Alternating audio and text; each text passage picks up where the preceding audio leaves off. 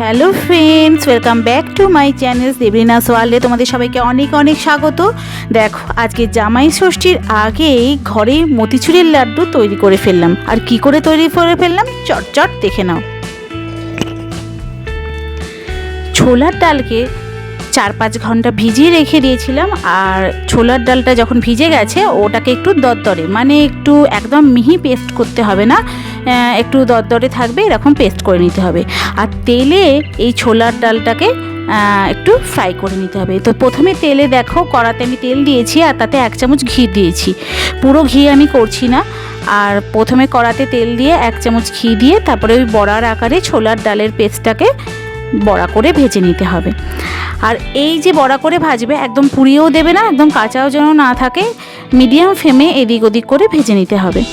তারপরে এটা ঠান্ডা করতে দেওয়ার জন্য রেখে দিতে হবে।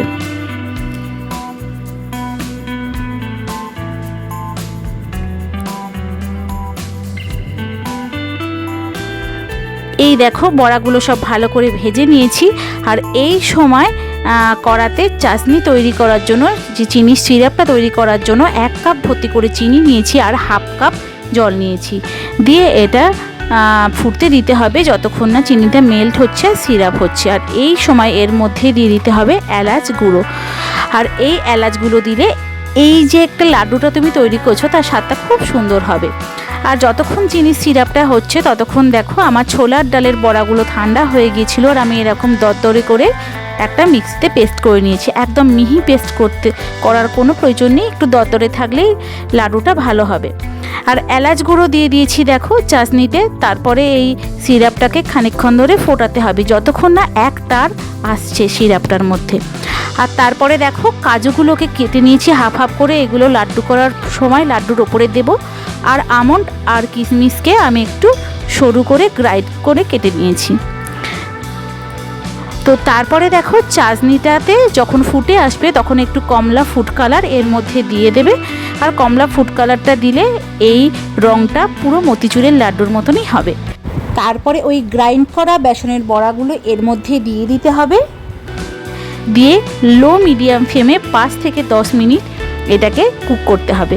আর এই সময় গ্রেট করা আমন্ড আর কিশমিশ এর মধ্যে দিয়ে দেবে। ভালো করে 5 মিনিটের মতন লো ফ্লেমে মিশিয়ে নিতে হবে পুরো রসটার সঙ্গে, পুরো সিরাপটার সঙ্গে। তাহলে ধীরে ধীরে এইটা সফট হবে আর পুরো চিনি সিরাপটাকে ও অ্যাবজর্ব করে নেবে। এটা কখনো হাই ফ্লেমে করবেন না, এটা মিডিয়াম ফ্লেমেই করতে হবে। দেখো, বাইরে থেকে তো লাড্ডু সবাই কিনি, বাট নিজে হাতে স্পেশাল কোনো দিনে যদি কেউ এরকম মিষ্টি তৈরি করে খাওয়ায় তার মজাই একটা আলাদা।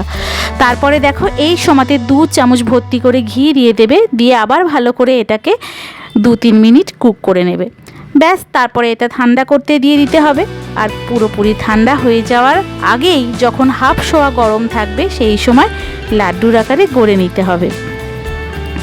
তো দেখো, আমার এইটা যেই লাড্ডুটা তৈরি করছি এটা প্রায় দেখো হয়ে এসছে। এটা আমি প্রায় হাফ শোয়া ঠান্ডা করে নিয়েছি। এবার আমি এটাতে দু হাতে একটু ঘি মাখিয়ে নিলাম যাতে লাড্ডুটা পাক দিতে বেশি সুবিধা হয়। আর তারপরে এটা ভালো করে পাক দিয়ে তার উপরে একটা করে কাজু দিয়ে দেবো। চাইলে তোমরা কাজু দিতে পারো, চাইলে তোমরা পেস্তা দিতে পারো, যার যেটা ভালো লাগবে সেটা সেরকম করে গার্নিশ করতে পারো। এইভাবে সমস্ত লাড্ডুগুলো গড়ে নিতে হবে একে একে করে।